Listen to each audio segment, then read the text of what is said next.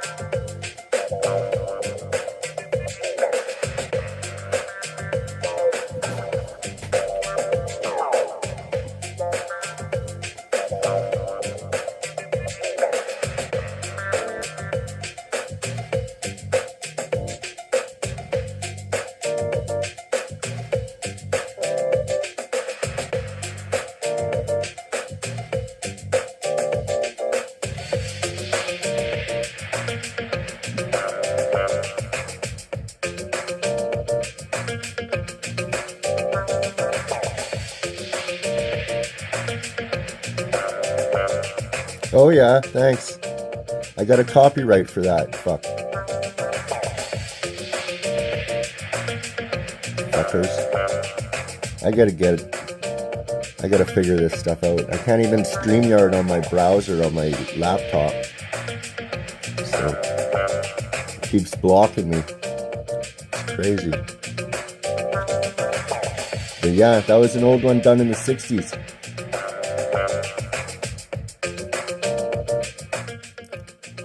So I kind of played that to show some of the correlation. I mean, I like to point out how the whole LSD movement was a psyop. It was literally a government operation to undermine the culture and the youth culture.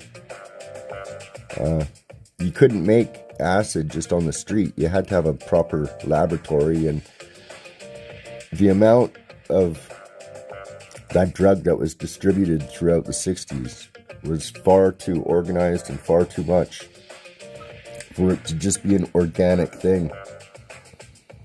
Part of what they were doing was they would go to brothels and get the girls to dose the guys that would come see the girls, and then they would be in little mirror rooms and be writing down, you know, what's happened to this person and so on and so forth. That was one of their MOs.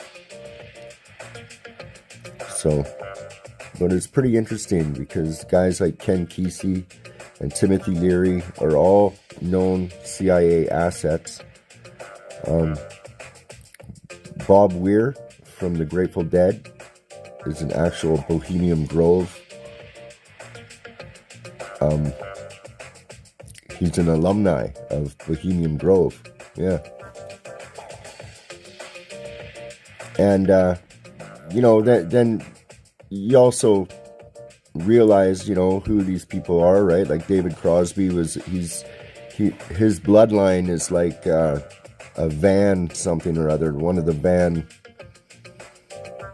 old, Romanian type families.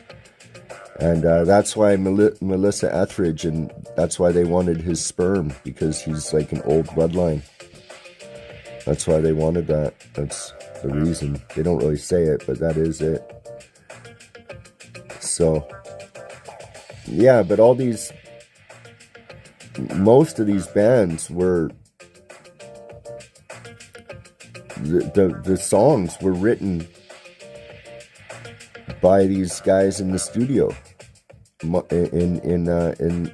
the Wrecking Crew. So the bass line for The Beat Goes On, that was written by the lady the lady bass player. I forget her name. I think it's Catherine. But she came up with all kinds of... So all these iconic riffs that, are on these record albums, these little guitar licks and that are so memorable, were all written by this Wrecking Crew, right? So the music industry was all controlled. And this is back in the 60s. It's all documented too. So it's not like I'm, But these guys are all controlled. They basically pick out some teenagers.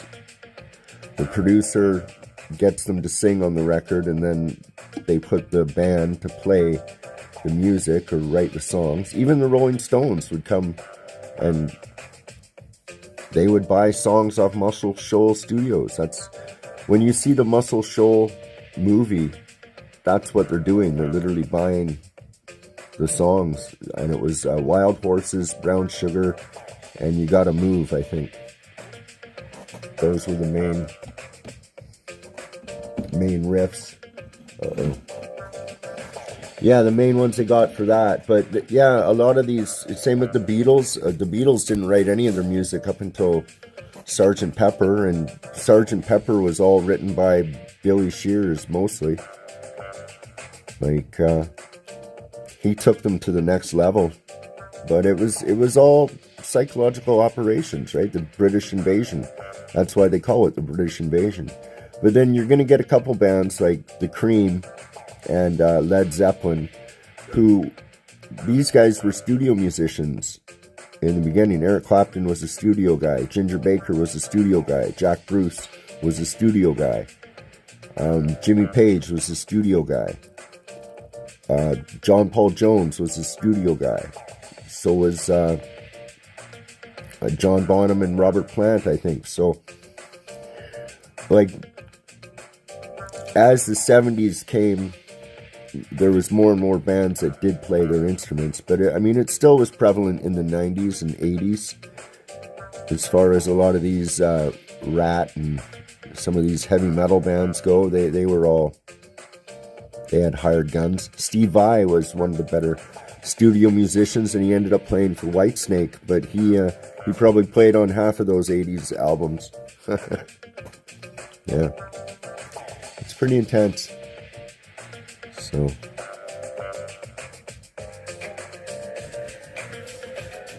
but yeah, the whole the distribution of all the LSD too was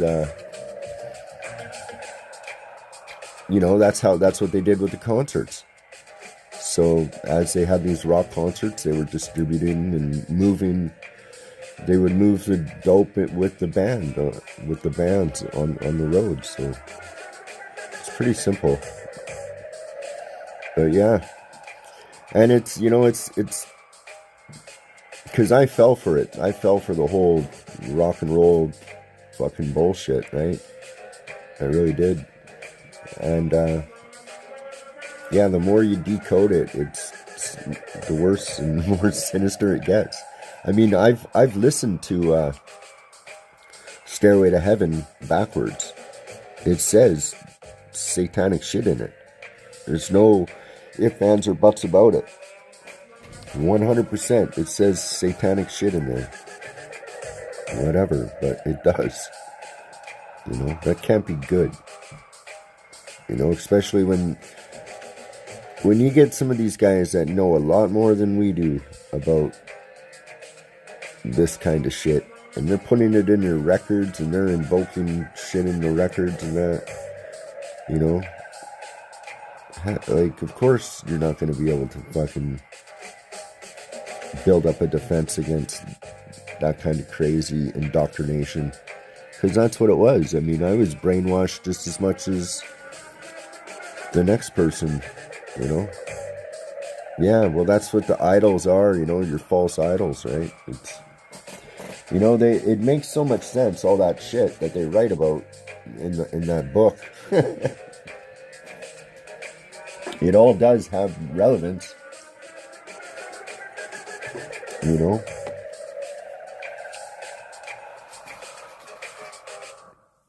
It all does have relevance. It's crazy.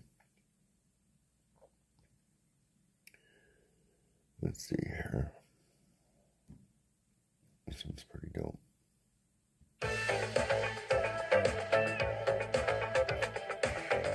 Yeah, the idolization, that's...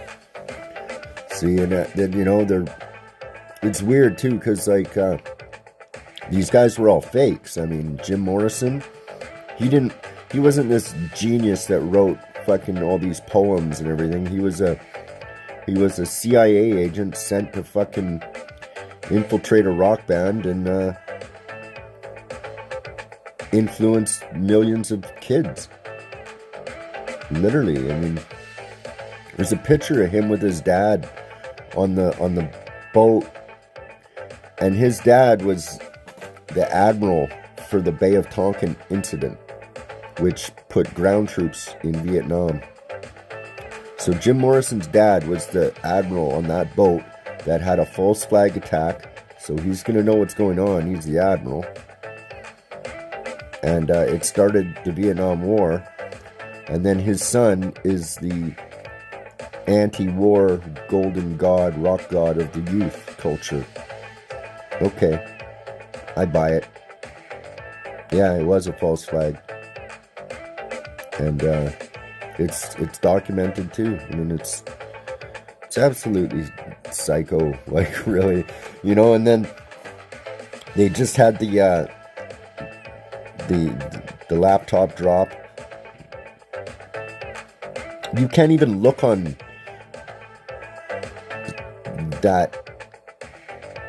those websites. They're so disgusting. The Hunter. You can't even look on them. They're so bad. You'd get charged with watching kiddie porn or some kind of crap, man. Like, that's how bad these things are.